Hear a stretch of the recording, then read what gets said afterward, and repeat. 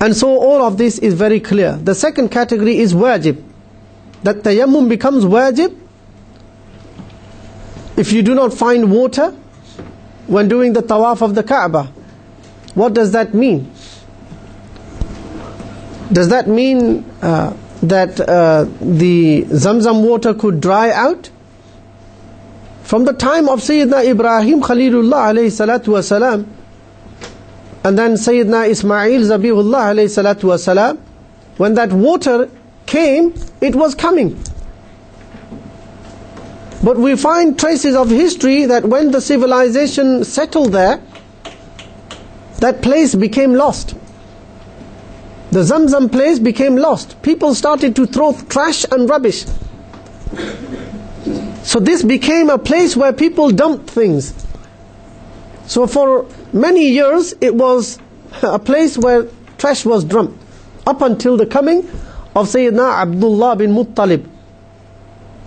Allah subhanahu wa ta'ala allowed him, envisioned into his mind. He saw time and time again, and this Zamzam place was excavated out again. The flowing of the water never stopped. But sometimes people have disrespect. Just like the many abar, the wells in which the beloved Prophet Muhammad ﷺ put his saliva in.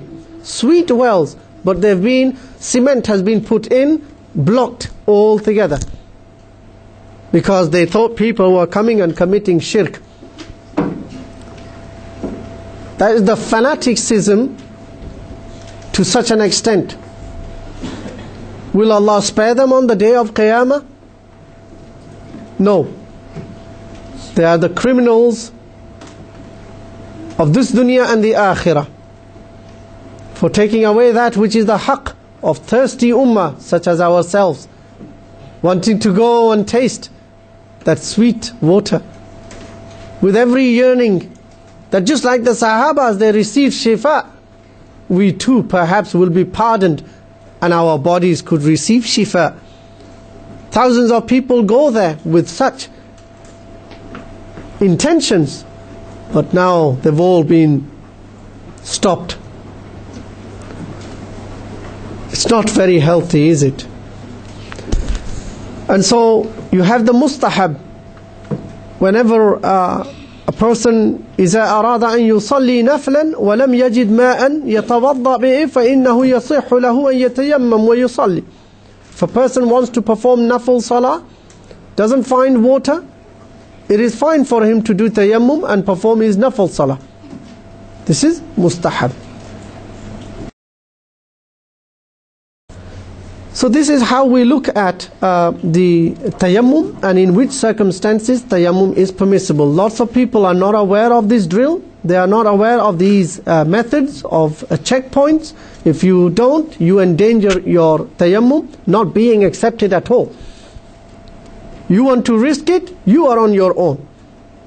Don't blame your local alim, don't blame your ulamas or the fuqahas for not doing enough service to you. You did not go to their doorstep of knowledge. You are the lucky ones. You came to the doorstep of knowledge provided by Al-Lawh Institute.